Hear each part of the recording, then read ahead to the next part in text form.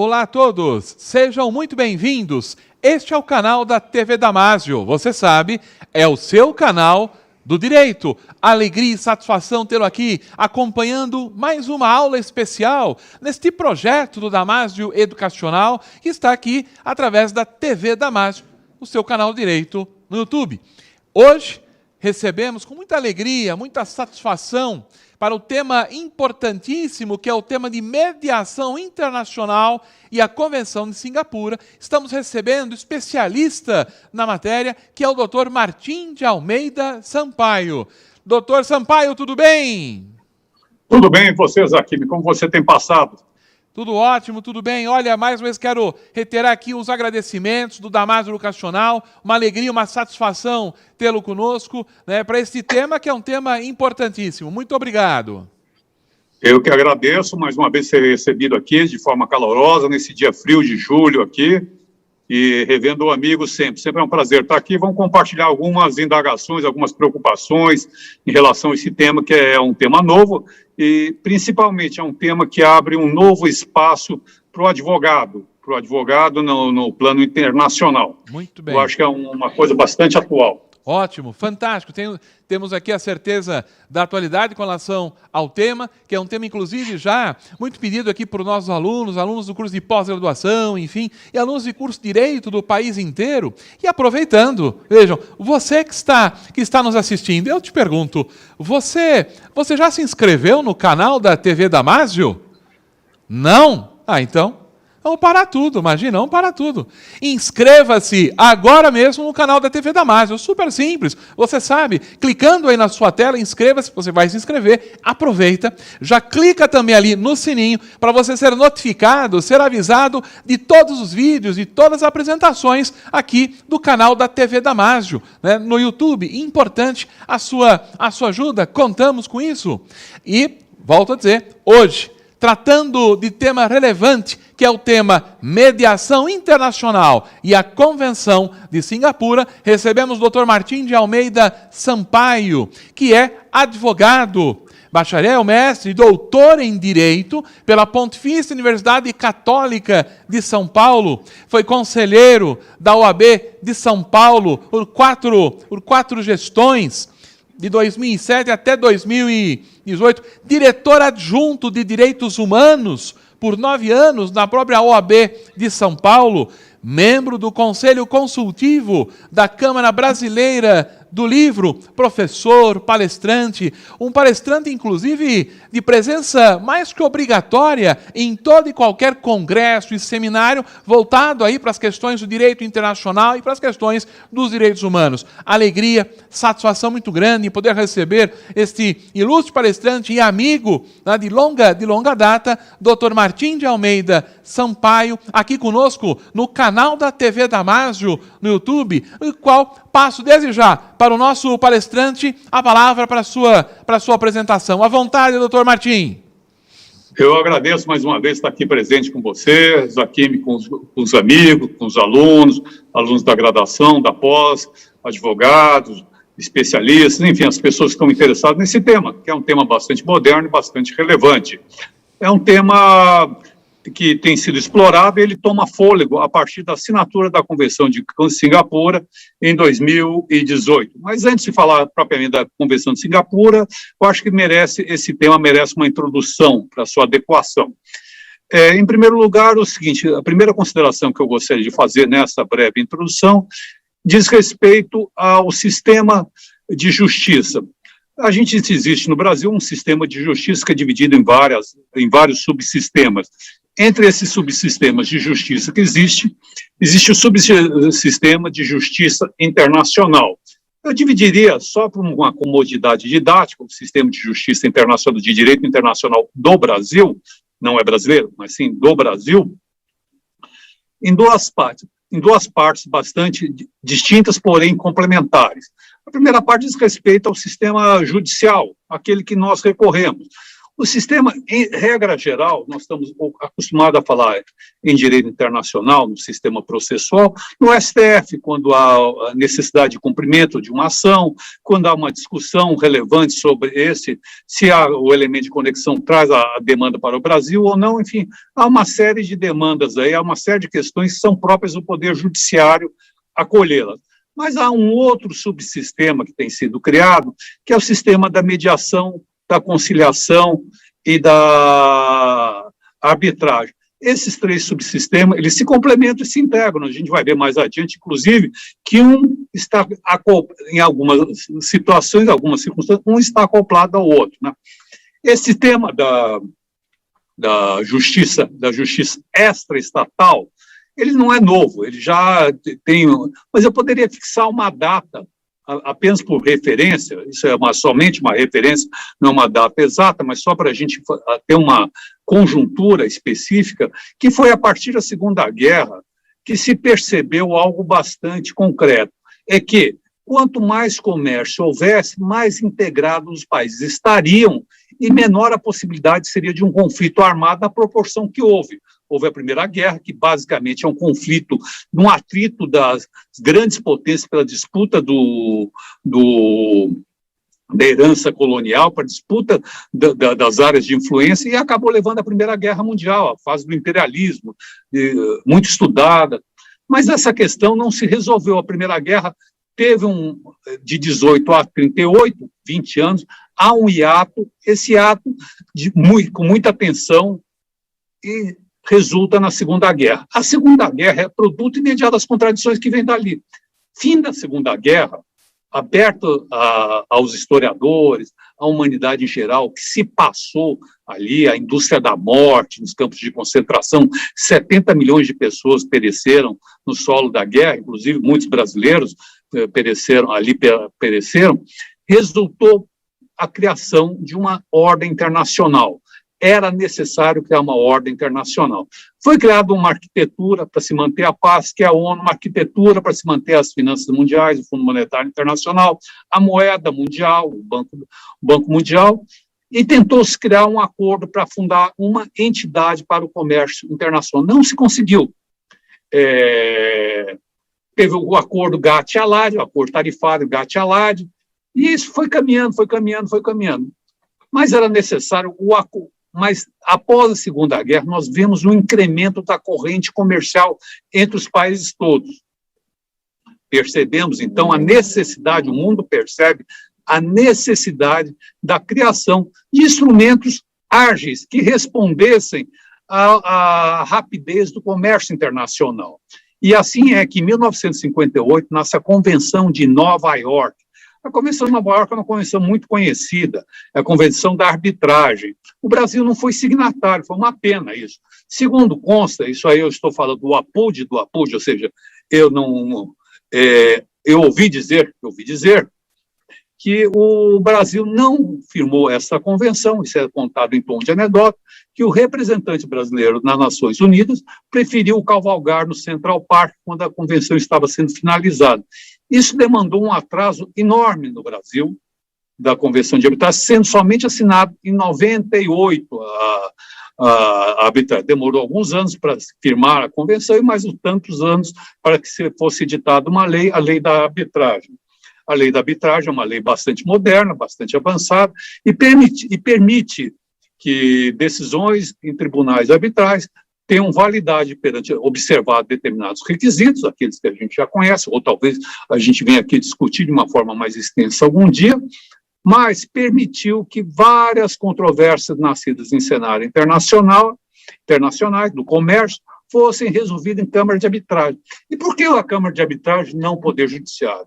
Porque é mais barato? Não, não é mais barato. Algumas coisas devem ser consideradas como arbitragem. Primeira questão é a rapidez. A Câmara de Arbitragem é bastante mais rápida que a Justiça normalmente. Porque de lá não cabe recurso, por exemplo.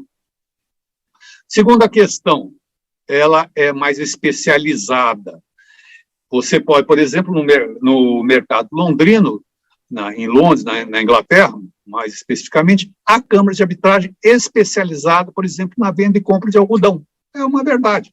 No Texas, a Câmara de Arbitragem especializada em petróleo, nas disputas nascidas em petróleo. Então, especialização. E terceira questão, não, você também tem a confidencialidade. A confidencialidade é muito séria. No comércio internacional, há necessidade de se manter sob sigilo determinadas questões comerciais, que não tem nada de ilegal. Ela não tem mais... Mas nós vemos no dia a dia do forense, no balcão do fórum, os processos estão abertos, as pessoas acabam tomando conhecimento, ou às vezes, ainda que haja sigilo de justiça, há algum vazamento, torna-se público. Nas câmaras de arbitragem, uma disputa entre uma empresa, uma grande empresa e outra parceira, que não quer resolver, não quer ter um atrito, não quer tomar uma proporção, ela é resolvida de forma sigilosa. Nos anos recentes, inclusive, disputas entre empresas brasileiras, ou seja, que não são questões internacionais, foram arbitradas na Câmara de Comércio de Paris, que é a mais conhecida de todas, até porque os denominados Incoterms, que em alguma oportunidade nós falamos aqui sobre isso, vêm de lá, são criados lá ou são estruturados na Câmara de Comércio de Paris. Bom, enfim, nós temos esse sistema, mas há outros instrumentos, que é a conciliação e a mediação. Então, dentro desses subsistemas, nós vamos ter que, no verão de 2015, começaram as negociações para a minuta final do acordo firmado em Singapura para fazer a mediação. Em 26 de julho de 2018, foi aprovada a minuta final. E 20 de dezembro, a Assembleia Geral das Nações Unidas, olha, é uma convenção que é bancada pela Assembleia Geral das Nações Unidas, aprovou a resolução para adoção da convenção. E em 1º de agosto de 2019, tem a cerimônia de assinatura da convenção em Singapura. Singapura, só um breve parênteses aqui, é uma cidade-estado, situado no meio da Ásia, que tem o segundo maior porto do mundo, um país altamente organizado, e que bancou esse mecanismo, porque por ter muito comércio, tem muita disputa, então ela quer bancar mecanismos rápidos e eficientes para a resolução do conflito, e acreditou ser a mediação dele. Então, em homenagem a todo o esforço que a cidade de Singapura fez, a convenção foi feita e é conhecida como Convenção de Singapura. Convenções de tratados sempre tem que ter uma referência, eles sempre botam o ano, o tema e a cidade. Convenção de Singapura, 2019, sobre mediação. Sempre se faz isso em direito internacional, que é referência, já, para não criar um estoque legislativo muito grande e difícil acesso, né? A entrada entrou em vigor em 2019, 46 estados assinaram, entre eles Estados Unidos, China, Coreia do Sul, para se ter uma ideia. Ela entrou em vigor 6 meses após, com depósito na ONU, nas Nações Unidas, e até dezembro de 2020, 53 países assinaram. Recentemente, o Brasil foi signatário, mas ainda não foi ratificado no ordenamento jurídico interno. Quais são os objetivos e propósitos da Convenção de Singapura? Primeiro objetivo, o fornecimento de uma estrutura legal internacional, consistente, aceitável e confiável, da execução de acordos internacionais de mediação. Então, essa é fornecer uma estrutura legal, um framework que seja razoável, seja bom, seja legal e que seja executável. Não adianta você fazer um acordo que você, na hora de executar, dar validade a ele, você não consegue. Primeira coisa. Segundo objetivo, além da estrutura, além da arquitetura legal, é facilitar o crescimento do comércio internacional e promover o uso da mediação em todo o mundo. Hoje existem a mediação é aceita, é praticada em diversos países do mundo. No Brasil já é feito, como adiante nós veremos, a mediação, quando falamos mais particularmente dela, ela já é feita, mas quer-se buscar uma profissionalização. Isso é um grande mercado para a advocacia, um mercado internacional, e que requer alguns requisitos que falaremos mais até. Contribuir para o desenvolvimento das relações internacionais. E a grande aspiração da Convenção de Singapura é ser o que foi a Convenção de Nova York, a arbitragem, ela ser para mediação. Mas, enfim, nós falamos, mas o que é mediação? O que vem a ser mediação?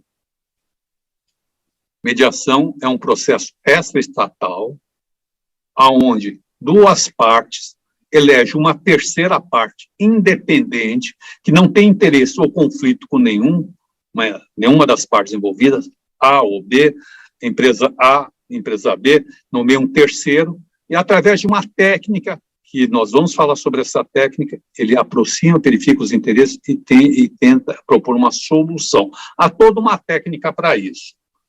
A mediação, ela já é feita no Brasil. Exemplo, quando nós temos o mediador judicial. Esse é um tipo de mediação, embora feito no âmbito do Poder Judiciário, essa é uma mediação, e mesmo às vezes a mediação acaba acontecendo, e ela é muito parecida, a gente vai ver que ela se parece um pouco com a conciliação, ela se difere um pouco, mas se parece muito e difere pouco da conciliação, mas isso acontece, por exemplo, no Poder Judiciário, quando o juiz, por exemplo, na Justiça do Trabalho, pergunta se as partes podem se conciliar. Então, a proposta, ele está ali atuando, tentando bancar um acordo, para evitar o desgaste do Poder Judiciário, o desgaste que é uma demanda, que às vezes um mau acordo é melhor que uma boa demanda. Então, a mediação, ela tem alguns pressupostos, que quando nós vamos analisar, nós analisaremos um pouco mais adiante, eu vou demonstrar os pressupostos dela.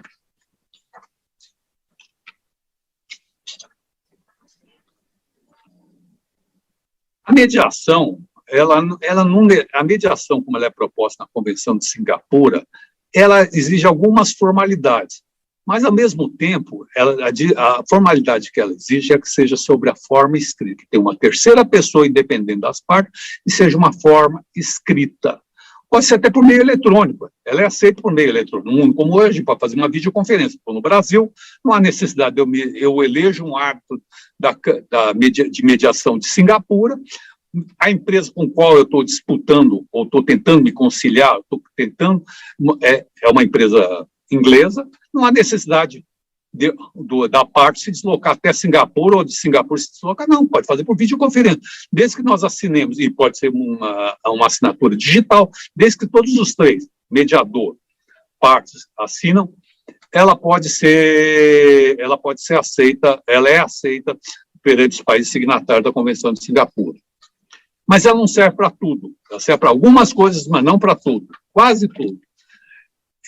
Quais são as exceções que ela não aceita? De acordos decorrentes de transações realizadas para fins pessoais, familiares ou domésticos. Então, questões pessoais, domésticas, não tem, a convenção não se aplica.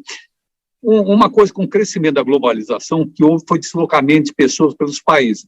E as famílias modernas se separam, e os filhos vão morar com o pai ou com a mãe. E isso cria um problema muito grande. A mediação, nos termos da Convenção de Singapura, não se aplica para esses casos. Questões de consumidor, disputa de consumidor com empresa, não se aplica.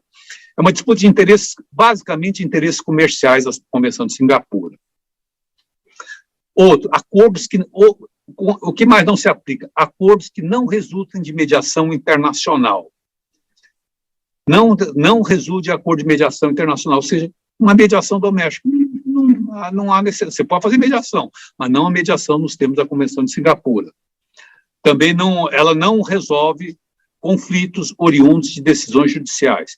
Na hora de aplicar uma decisão judicial, há um conflito, vão chamar para mediar. Não, quando transitou em julgado, isso é um problema com o Poder Judiciário, executa a sentença da forma que o país, ou dos países competentes para tal.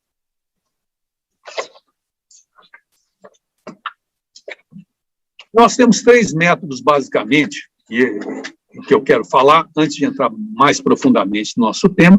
Nós temos a mediação, a conciliação e a arbitragem. A arbitragem, já falei, aqui. A mediação, acabei de falar, e a conciliação é um método que as partes podem se conciliar diretamente ou com a presença de terceiro. O que diferencia a mediação internacional da conciliação é que a conciliação é feita diretamente parte a parte e acaba resultando num termo, num contrato, num acordo que é firmado. Recentemente, eu participei de algo que poderia ser considerado uma mediação, mas acabou sendo, tecnicamente, rigorosamente falando, foi uma conciliação. O que eu posso dizer da experiência, mediação é uma conciliação internacional, o que eu posso dizer dessa experiência, que é fruto dessa pandemia que nós vivemos, é fruto dessa confusão que o mundo se encontra, é que, para você chegar a uma conciliação internacional, tem que haver, ou qualquer outro tipo de conciliação, mesmo mediação, esse conceito se aplica, tem que haver disponibilidade das partes em se conciliar, em chegar a algo. Quando há um espírito de disputa muito acirrado, aí fica um pouco difícil, talvez seja recomendável o poder, ou a arbitragem, ou o poder judiciário. Na arbitragem, quando você faz um contrato internacional, você pode colocar algumas cláusulas que chamam cláusulas escalonadas. O que é a cláusula escalonada? Nós temos neg-med, negociação e mediação. Então, a gente cria uma cláusula seguinte, que no contrato surgiu um conflito, não é nessa redação, mas surgiu um conflito entre as partes, elas têm 30 dias para buscar uma composição. É um requisito prévio, um interesse de agir. Passados 30 dias, 60 dias, 90 dias, o que for, vai para a mediação. Nós também podemos ter outra cláusula um pouco diferente. E essa cláusula acaba acontecendo bastante em contratos internacionais. A mediação e a arbitragem.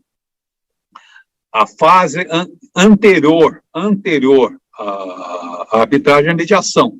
Se não chegar num acordo, as partes vão para a arbitragem. Mas primeiro é um pressuposto a mediação. Se chegar, não quis fazer mediação, quero arbitrar, não. Não há interesse de agir, tem que fazer a mediação, o pressuposto base da arbitragem, porque o seu contrato tem uma cláusula nesse sentido. Nós temos a med-jude. Med-jude, teve mediação? Teve. Não funcionou, vai poder judiciário observar o que eu disse no item anterior. Nós temos a neg-med-ave. A negociação, primeiras partes negociam, não deu certo, fazem a mediação, não deu certo, aí vai para a arbitragem. Ou nós temos a neg-med-jude, negociação, mediação e a fase judicial. Muito bem. Qual é a vantagem de você ter a mediação? Law on Economics, ou seja, redução de custo.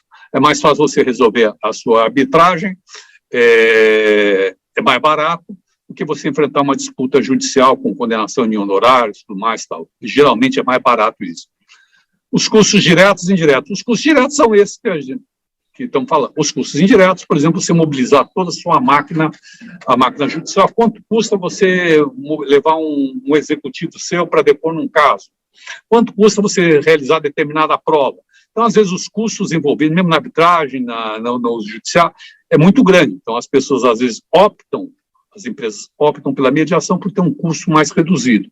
E tem os custos ocultos, que a gente acaba não sabendo e acaba sendo responsabilizado com perda de cliente, desgaste, esse tipo de coisa, né?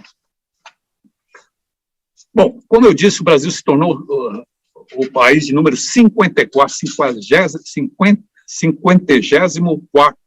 essas coisas a gente sempre se engana, 54º país a assinar a Convenção de Mediação. A Convenção de Mediação, a gente está entrando mais agora no tema, depois desse panorama geral que eu tracei, a mediação pode ser entendida como uma técnica de resolução de conflito, que a tratativa é realizada por um terceiro imparcial, ele tem que ser um terceiro imparcial. Mas como é que nós vamos para a mediação? Como é que funciona na prática ir para a mediação? Como é que funciona um sistema de mediação? Bom, a primeira coisa é o seguinte, é necessário, alguns discutem que não, mas eu diria que é bom, é necessário, que no contrato se tenha uma cláusula compromissória na qual se diga que as partes se comprometem a ir para a negociação. Se for arbitragem, é necessário de qualquer jeito. Na mediação, alguns discutem que, como é um ato de vontade, você vai ou não vai. Mas você estabelece a mediação. A mediação, você não é obrigado, em determinado momento, se você não se sente, se a parte não se sente satisfeita com o caminhar da mediação, ela pode se retirar. Mas, uma vez que tem um resultado final, a parte é obrigada a assinar. Então, a cláusula compromissória, ela estabelece um momento, estabelece como vai ocorrer a mediação, o tempo que ela vai levar, quem será o mediador, como ela vai se desenrolar, e a possibilidade de você se retirar da mediação, a que tempo você pode se retirar.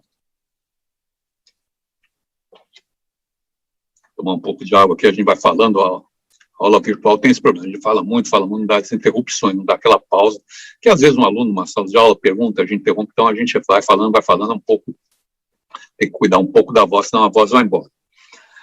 Mas, uma vez assinada a cláusula compromissória e havendo surgido o conflito, já apontando quem será o mediador ou qual instituição será o mediador, esse mediador comparece e ele começa a mediação. Como é que a mediação se desenrola? Em primeiro lugar, ele escuta as partes de forma isolada. Ele escuta, vamos chamar a empresa A, empresa B. Ele escuta as razões, primeiro ele analisa o conflito para se situar, lê o contrato, vê o que acontece, e ele se dirige à parte A. A parte A relata, apresenta a documentação que quiser, é franqueado, ele analisa, o mediador, ele ou eles, mediadores, dependendo da complexidade, isso é muito amplo, muito flexível, ele analisa a documentação. Vai à parte B e faz o mesmo procedimento. Escuta as razões da parte B, a parte B analisa, diz, alega, e ele, tanto quanto for necessário, ele pode, o que ele pedir para uma parte, ele deve pedir a outra, senão ele quebra a isonomia no tratamento das partes. Em determinado momento, ele vê quais são os interesses, ele começa a ver quais são os interesses em disputa, se aproxima e propõe, tanto para a parte B, para a parte A, isoladamente, o que ele tem possibilidade de renunciar, o que ele não tem possibilidade, o que é possível negociar, o que não é possível negociar.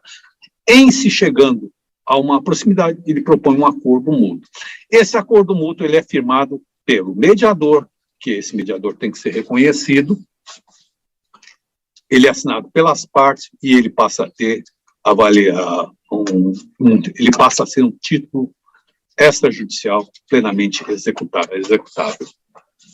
Você pode executar. A parte comparece no país, qual for o país eleito por elas, e ele, com êxito de posse desse documento, e desde que esse documento não contém aqueles vícios que a lei de arbitragem brasileira fala, ou que a arbitragem já fala, vício de consentimento, que o juiz não seja parcial, que não haja fraude, qualquer documento, qualquer coisa que vicie o processo, ele é plenamente execuível.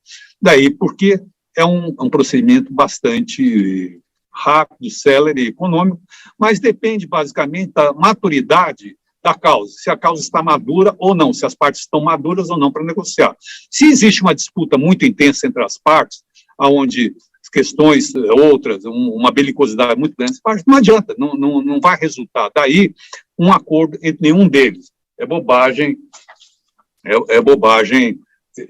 seguir. Quais são os motivos, em particular, para não ser executado? Aqueles que eu falei, que possam, de qualquer forma, resultar em vício do acordo de mediação. Se o acordo de mediação, o árbitro foi parcial, o árbitro não escutou uma das partes não foi citada, não compareceu, então não há mediação. A mediação tem que ter boa vontade de todas as partes. E quais são os princípios que regem a confidencialidade? Há 4 ou 5 países que já estão fazendo, Portugal, um deles, converteu a mediação em legislação ordinária. E, basicamente, seguem uns princípios bastante semelhantes que regem a mediação. O primeiro princípio é o princípio da confidencialidade, que diz respeito ao princípio da confidencialidade, que tudo que foi dito dentro da mediação, todos os documentos levados, não podem ser utilizados. Você não pode, por exemplo, chamar para testemunhar o mediador, não o juiz, desculpe, ser testemunha no processo. Não pode revelar. É como um advogado que vai no escritório do outro colega, resolver um acordo, propor algum acordo, eles conversam, a conversa dele não pode ser utilizada em juízo. Por quê? Porque é uma conversa confidencial, é protegida, isso é uma falta ética grave, inclusive, embora alguns achem que não. É falta ética grave, sim, você revelar conteúdo de negociação. Se a parte procurou, através do advogado dele, no seu escritório, você foi até o escritório, as conversas mantidas são conversas normais, naturais entre advogados, sempre acontece. E, aliás, é sempre saudável que isso aconteça e haja respeito entre as partes. Então, não pode. O primeiro princípio que rege a mediação é o princípio da absoluta confidencialidade. Todos os documentos trazidos são documentos confidenciais, todas as conversas da vida são confidenciais, e principalmente a figura do mediador é uma figura que goza de confidencialidade, pressupõe uma confidencialidade, porque se algo for revelado, quebra o básico da mediação, que é o sigilo, que é a confidencialidade, que é a confiança. O segundo princípio, também que rege a mediação, é o princípio da igualdade ou da imparcialidade. Todas as partes são tratadas de forma igual. O mediador deve ser imparcial. Eu concedi uma oitiva para algo que a parte A considera importante, eu devo me dirigir à parte B, sem revelar, com o devido cuidado, com a devida cautela, eu devo escutar a parte B se ela quer fazer naquele campo alguma prova, se ele quer fazer, tem algum depoimento, se tem algum documento que possa esclarecer aquele ponto. As coisas têm que ser... Eu escutei a empresa A por 4 horas, eu devo escutar a empresa B por outras 4 horas. Se ela terminou em 3 horas, está à disposição dela a 4ª hora para ela falar. Enfim, eu falei 3 vezes com essa empresa, eu tenho que falar 3 vezes com aquela, para manter equânime o processo de mediação. A mediação é equânime, ela é confidencial, ela é equânime e imparcial, inclusive. Qualquer rusga de parcialidade, ela deixa de ser mediação, ela passa a ser outra coisa que não mediação. O mediador sai da figura dele e está advogando para uma das partes, ele não pode fazer isso. O outro princípio, o princípio da competência e responsabilidade. Competência diz respeito não a competência, diz respeito, a competência não diz respeito à capacidade, sim a qualidade que o mediador tem de ser competente para apreciar aquela matéria. Como a competência no sistema judicial brasileiro, estou me referindo a isso. Então, uma pessoa que não tem familiaridade com, não é mediador, ele não tem formação para ser mediador, e não tem competência para resolver a mediação, isso é bastante óbvio. E a responsabilidade de ser o mediador e as partes envolvidas serem responsáveis pelos seus atos. Esse é um dos princípios mais relevantes, que é o princípio da executoriedade. Uma vez o acordo firmado no processo de mediação, assinado pelo mediador, não há necessidade de homologação judicial. O acordo não precisa de se ele não for cumprido, aí sim entra com a execução dos pontos não cumpridos. Então, o acordo de mediação, ele não é necessário homologação judicial. Ele só se socorre da via judicial no momento em que um dos pontos do acordo de mediação deixa de ser cumprido. E o principal princípio do acordo de mediação o principal princípio da mediação é o princípio da voluntariedade. As pessoas têm que ser voluntárias para se submeter à mediação. Eu não posso ser forçado. Eu tenho que ir porque eu quero. Se eu posso até ter assinado uma cláusula compromissória, mas eu posso recusar a mediação. Para entender que ela não está atendendo meus interesses, que a cláusula é mais complexa. Enfim, isso eu posso ter problema se a minha cláusula obrigar aquelas cláusulas que eu falei, mediação, meg jude, meg arb. Se for uma dessas cláusulas que obrigam que a mediação é um pressuposto de admissibilidade em outra instância, em outro rito, seja extraprocessual ou processual, eu tenho que fazer. Na Argentina, por exemplo, as pessoas para levarem uma causa perante o Poder Judiciário, elas têm que passar por um processo prévio de mediação ou de conciliação. Não necessariamente numa Câmara de Arbitragem, não necessariamente mas perante um terceiro que possa resolver. Se eu não fizer, falta interesse de agir. Então, o mesmo se dá com cláusulas assim. Então, eu tenho uma cláusula, um contrato de engenharia, um contrato de engenharia de enorme porte. Então, geralmente a coisa se desenvolve ou conciliação, arbitragem, ou conciliação, mediação e arbitragem. Enfim, eu tenho que passar, eu nomeio, eu crio uma cláusula que vai desenvolvendo a arbitragem. Então, digo o seguinte, olha, nos primeiros 30 dias, eu tenho uma parte, quando surgiu um conflito determinado, as partes elegem um mediador, ou já está eleito esse mediador, ou já está apontado, que é sempre melhor você deixar tudo em termos de redação, tudo já pronto. Então, é a cláusula compromissória, mas uma cláusula extensiva, a cláusula compromissória extensiva, eu coloco essa cláusula, a ponto que, nos 30 dias, eu tenho que fazer uma conciliação direta. Então, o meu gerente, meu diretor, vai, através de e-mail, entra em contato, hoje, nesses tempos de Covid, de impossibilidade de deslocamento, faço uma videoconferência, deixo gravado e tento me conciliar, ou por escrito, ou por videoconferência, enfim, o mecanismo que as partes acharem melhor que faça esse registro. Fiz esse registro da conciliação, não resultou. Então, eu faço a arbitragem.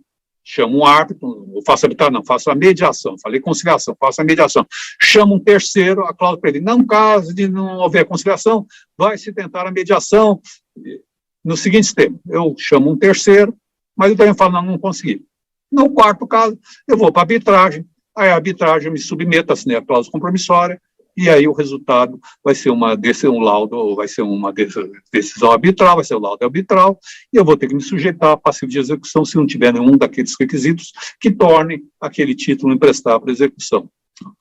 No mesmo caso, se aplica a mediação. A mediação, já chegando à nossa conclusão, já próxima à nossa conclusão, eu resumiria o que nós dissemos aqui da seguinte forma. Em primeiro lugar, a mediação internacional, ela é um instrumento moderno e tende a ter o seu crescimento nesses tempos de globalização. Tende a crescer e muito, bastante. Mas por que ela tende a crescer? Tende a crescer porque os conflitos econômicos se desenvolvem, ficam muito complexos, demora muito tempo e as partes têm pressa de resolver, o mundo dos negócios tem uma dinâmica e uma lógica muito grande. Como me torna... Aí vem uma pergunta, é o seguinte, quem são os mediadores? São pessoas formadas em curso no exterior, na Inglaterra, tem cursos em Harvard, por exemplo, nos Estados Unidos, tem cursos no Brasil, aí tem uma oferta muito grande de curso de mediador. Tem o curso de mediação oferecido, ou formação em mediação oferecido pelo Tribunal de Justiça de São Paulo, está se utilizando muito isso, e outros tribunais pelo país. Enfim, existe uma gama enorme de se formando, existe em Singapura institutos de muita credibilidade, muito respeito. Essa é a primeira coisa. A mediação, uma vez assinado o termo de mediação, assinado o contrato onde prevê a mediação, eu já devo apontar nesse contrato, essa cláusula compromissória, ela tem muito menos o caráter de me obrigar a ir à mediação, porque ela tem uma jurisdição voluntária, mas muito mais tem um caráter de organizar como vai ser essa mediação. A cláusula compromissória, eu entendo ela na mediação muito mais como um caráter não vinculativo, mas muito mais organizativo. Ela organiza como vai ser essa mediação, que é muito importante. Que vai ser fulano de tal, vai ser o instituto tal, que vai me apresentar uma lista, vai ser aquela pessoa que é um especialista no tema, vai ser aquele instituto de renomada reputação. Eu organizo quantas sessões vão ter, eu deixo tudo organizadinho. E no final, e deixo inclusive a cláusula de escape, por onde eu vou sair se a mediação, se eu entender que em determinado momento a mediação não está sendo feita de forma adequada. O especialista não é tão especialista assim, não captou tão bem, está sendo ligeiramente parcial, tem que me documentar sobre isso. Mas uma vez assinado essa mediação, eu começo a executar. Havendo qualquer problema, eu me socorro do Poder Judiciário, o Poder Judiciário dá curso aos pontos que eventualmente não foram cumpridos. Basicamente é isso que é a mediação, ela aguarda ainda a regulamentação do direito brasileiro, ela aguarda ainda, haverá um caminho muito grande, os tribunais sempre apontam essa solução como uma solução boa, claro que ela não vai resolver grandes conflitos, há conflitos muito grandes, não é estranho isso no cenário internacional. O Brasil, por exemplo, ao assinar com esses laboratórios, que foi tema até de polêmica, ao assinar termos, a República Brasileira, ao assinar um termo de aquisição dessas vacinas internacionais frente à Covid, ela não foi para arbitragem, mas eu não conheço o contrato, mas já é uma suposição minha, ela abriu mão da jurisdição brasileira para ser a jurisdição de Nova York, algum dos contratos. E há uma razão para isso, não há nada de anormal nisso. É um contrato gigantesco, a justiça brasileira é uma justiça considerada lenta pelos investidores, e ela permite uma série de... o grande temor dos fornecedores de vacina não é o processo, a decisão, que é uma confiabilidade do Poder Judiciário brasileiro, mas é espocar no Brasil uma série de ações de consumidores contra a vacina, reclamando disso ou daquilo, e a empresa. Então, o conceito é o seguinte: a República Brasileira, se tiver qualquer reclamação, que faça na Corte de Nova York. E supõe na Corte de Nova York, para a Corte de Nova York, supõe uma fase prévia de conciliação, de mediação, supõe um juízo prévio. Então, é um instrumento, como visto, moderno, bastante utilizado, e quem quiser, por fim, alguém pode estar interessado no tempo ali, como eu me faço para concluir esse nosso bate-papo aqui, como eu me faço para me tornar um mediador internacional? Primeira coisa, deve dominar uma formação jurídica necessária, ainda que não exerça, mas é necessário para ter conhecimento, é uma especialização, é necessário conhecimento em língua estrangeira, porque você vai falar com uma parte de um país, e o inglês é o idioma recomendado para se manejar bem nesse processo. E, por último, e finalizando aqui, é necessário que você esteja acreditado perante o Instituto de Arbitragem, de Mediação, faça um curso, comece a frequentar essa comunidade, leia o periódico, se informe, e você vai se envolvendo no mundo do direito internacional. Gostaria de agradecer mais uma vez a minha presença aqui nos estúdios da Damásio, a vocês que acompanharam esse bate-papo bastante formal, algumas dúvidas podem existir, estou à disposição, e agradeço ao meu amigo e companheiro Alexander Zaquim, a quem eu passo a palavra, e muito obrigado por esses minutos de atenção. Muito bem.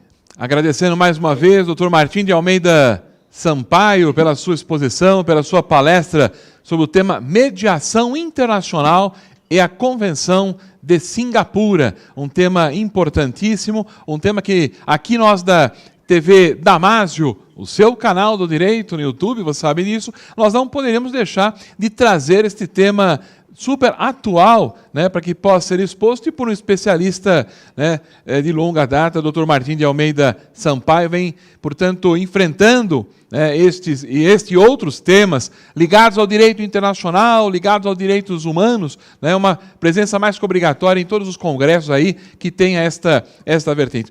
Dr. Martim de Almeida Sampaio, eu não posso perder a oportunidade, né, quebrando aqui um pouco o protocolo, eu não posso perder a oportunidade, né, de deixar aqui passar este momento de uma selfie. Fica, você fica aí, eu fico daqui, ó, e eu faço ainda que remotamente, vejo, eu faço uma selfie, né?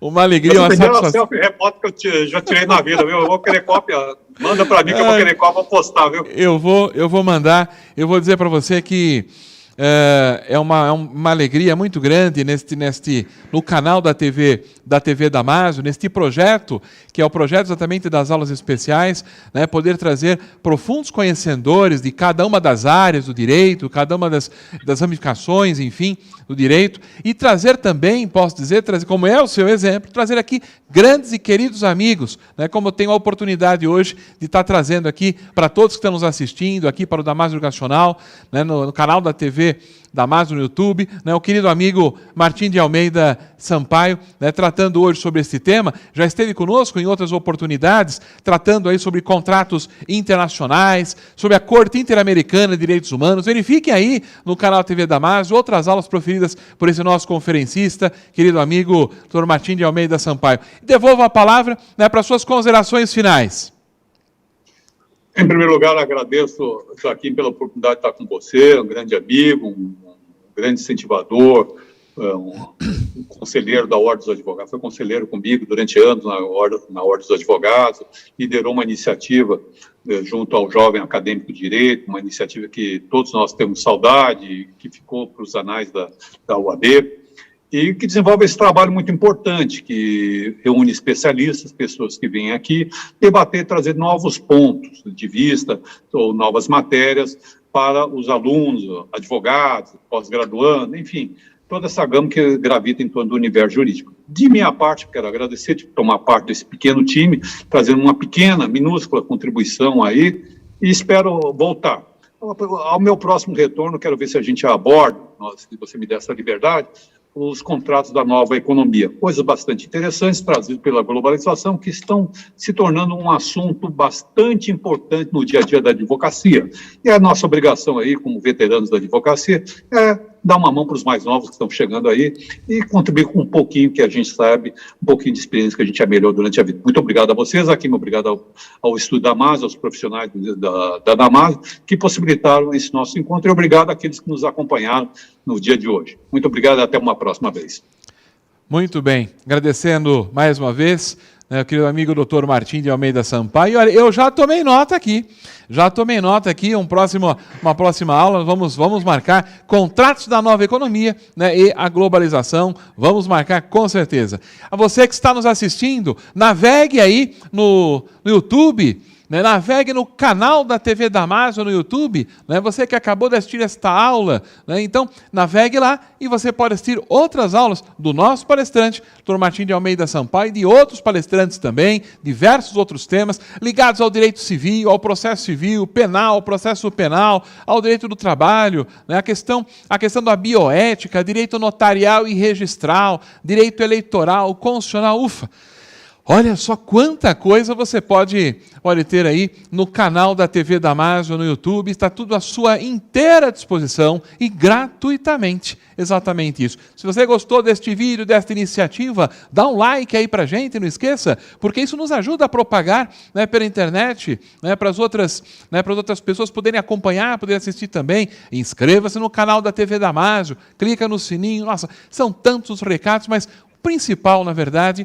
é dizer para você, né, da nossa alegria, da nossa satisfação de tê-lo aí conosco, assistindo, né, esta aula e as demais aulas também. Não poderia finalizar essa nossa aula especial sem antes agradecer aqui aos profissionais dos estúdios da TV Damásio por toda esta ajuda, por esta colaboração, fazendo levar até você, né, uma transmissão de qualidade, o melhor som, a melhor imagem, sempre pensando exatamente no destinatário destas aulas, todos esses conteúdos, né, que são exatamente aí os nossos queridos amigos, alunos aqui da graduação, dos cursos de pós-graduação, alunos do curso de Direito do país inteiro, advogados, advogadas, sempre o nosso muito obrigado aí, portanto, por vocês estarem assistindo, agradecendo também ao pessoal dos estúdios da TV Damásio, e agora, finalizando, Dr. Martim de Almeida Sampaio, muito obrigado, grande alegria em recebê-lo. Vamos marcar aí novos compromissos, novos encontros, novas aulas brevemente.